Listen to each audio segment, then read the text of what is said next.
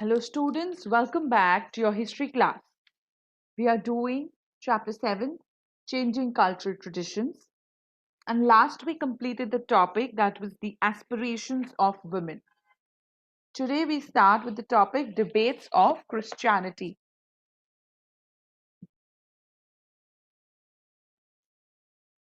Trade and travel, military conquest, and diplomatic contacts linked the Italian towns and courts with the world beyond. The new culture was admired and imitated by the educated and the wealthy. Very few of the new ideas filtered down to the ordinary man who could not read or write. So, what happened is because of trade, travel, military conquest, diplomatic contacts, uh, Italian towns and courts, they started to have a link with the world beyond. And now that the new culture started to be admired and imitated by the educated and the wealthy people. And very few of these ideas filtered down to the people who could not read and write. So the educated people started to admire and imitate the ideas, but the uneducated could not. In 15th and 16th centuries, many scholars in the universities in North Europe were attracted to the humanist ideas. Like their Italian colleagues, they used to focus on classical Greek and Roman texts along with holy books of Christians. But professional scholars dominated the humanist movements in North Europe. Humanism attracted many members of the church. They called on Christians to practice religion in the way laid down in the ancient text or religions. They discarded unnecessary rituals, which they condemned as later additions to a simple religion. Theirs was a radically new view of human beings as free and rational agents. Later, philosophers returned to this over and over again, inspired by the belief in a distant God who created man but allowed him complete freedom to live his life freely in pursuit of happiness here and now. So in 15th and 16th centuries, the North European university scholars they started to be attracted to the humanist ideas. Like Italian scholars, they also paid attention to classical Greek and Roman texts together with the sacred book of the Christian. The professional scholars led the humanist movements, which also influenced the member of the church. They discarded the meaningless rites or rituals which they considered were later additions, and they directed Christians to follow the religion mentioned only in their ancient text. Okay, now Christian humanists like Thomas More in England and Erasmus in Holland felt that the church had become an institution marked by greed, extorting money at free will from ordinary people. So the humanists like Thomas More and Erasmus of Holland, they started to think that church has become an institution which was marked by greed and it was only extorting money from ordinary people. One of the favorite methods of clergy was to sell indulgences, documents which apparently freed the buyer from the burden of sins he had committed. Christians came to realize from printed translations of the Bible in local languages that their religion did not permit such practices.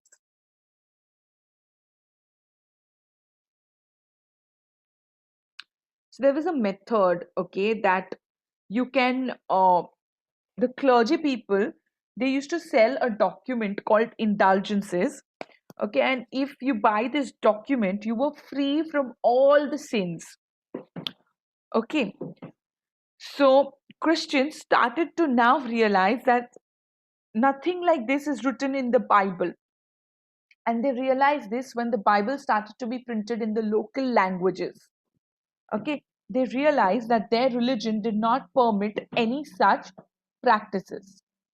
So this indulgences, it was a document that promised people to free them from the sins that they have committed in the past. In almost every part of Europe, peasants began to rebel against the taxes imposed by the church. While the common folk resented the extortions of churchmen, princes found their interference in the work of the state irritating. They were pleased when the humanist pointed out that the clergy's claim to judicial and fiscal powers originated from a document called the Donation of Constantine, which is supposed to have been issued by Constantine, who was the first Christian Roman emperor. Humanist scholars were also able to point out that this was not genuine and it had been forged later on. So the printed Bible in the local languages, it disclosed to the Christians that their religion did not allow any practices of buying indulgences to free themselves from the sins that they have committed in the past. And now the peasants and the common people and the prince also started to rebel against the taxes that was imposed by the church, and they started to get irritated by the increasing interference in the work of state. So the church used to interfere a lot.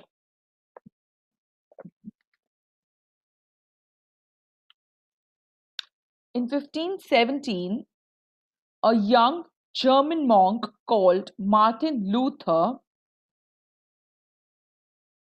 launched a campaign protest against the Catholic Church and argued that a person did not need priests to establish contact with God.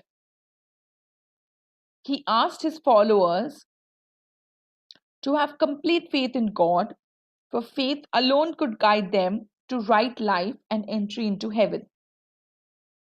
This movement is called the Protestant Reformation, and it led to the churches in Germany and Switzerland breaking their connection with the Pope and the Catholic Church.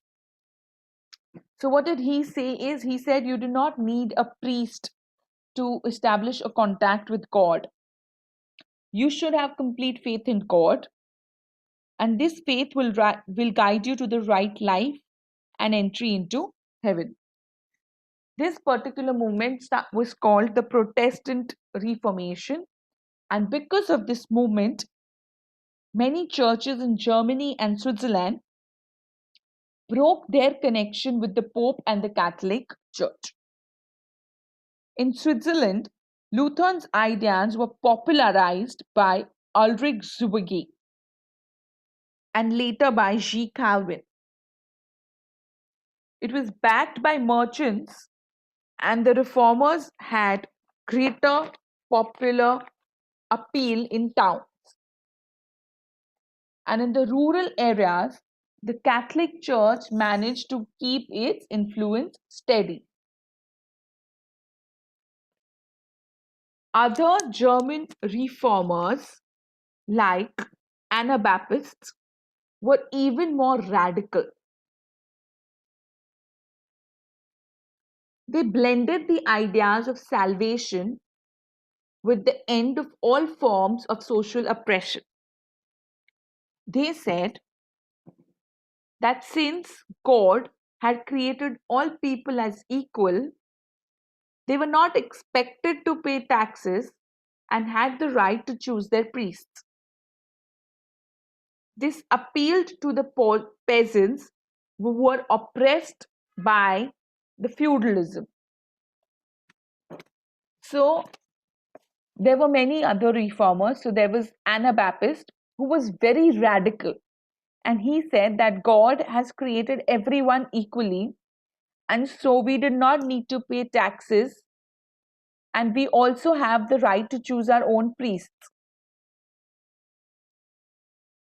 And this idea, it appealed to the peasants because they were oppressed because of feudalism.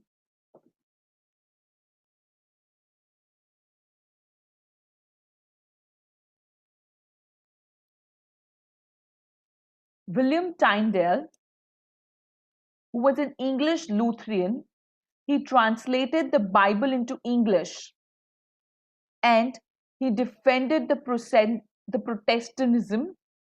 He defended the Protestantism. He said, in this they all be agreed to drive you from the knowledge of the Scripture, and that you shall not have the text thereof in the mother tongue. So he's saying they have purposely kept you away from the Bible by not giving you Bible in the mother tongue, and to keep the world still in darkness, to the intent that they might sit in the conscience of people through vain superstition and false doctrine, to satisfy their proud ambition and insatiable covetousness, and to exalt their own honor above king and emperor and God Himself. Which thing only moved me to translate the New Testament, because I had perceived. So he's saying, this all has moved me to translate the New Testament. Now, New Testament is that section of Bible that deals with life and the teachings of Christ by his early followers. So he's saying this all has pushed me to translate the New Testament because I had perceived by experience how that it was impossible to establish the lay people in any truth, except the scripture were plainly laid before their eyes in their mother tongue, that they might see the process, order, and meaning of the text. He's saying the reason I wanted to translate New Testament is because that's the only way I can make people understand the atrocities the church is doing. By showing them the scripture in their mother tongue, they can read and understand the process, order, and meaning of the text. But this Martin Luther, he did not support this. Martin Luther did not support this radicalism. He called German rulers to suppress the peasants' rebellion. But radicalism survived, and it merged with the resistance of Protestants in France who were persecuted by the Catholic rulers.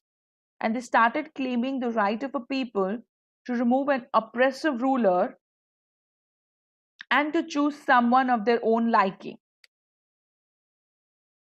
Eventually, in France, just like in many other parts of Europe, Catholic Church allowed Protestants to worship as they chose. In England, the rulers ended the connection with the Pope. The king and queen was from then on the head of the church. The Catholic Church itself did not escape the impact of these ideas, and they began to reform itself from within. In Spain and in Italy, churchmen emphasized the need for a simple life and the service of poor.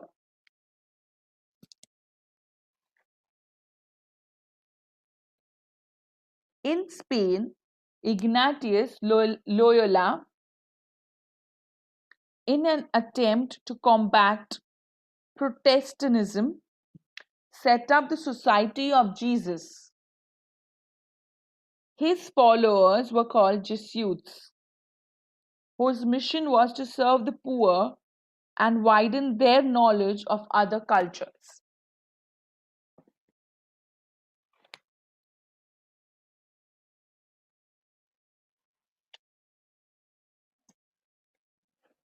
I have read all these out to you already. I'll wait here for a few minutes and let you read it out or take down notes.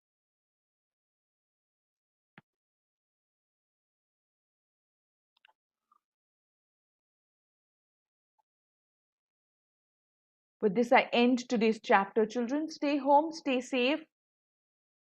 Today's class, the chapter still remains. Stay home, stay safe, take care, keep learning. Thank you.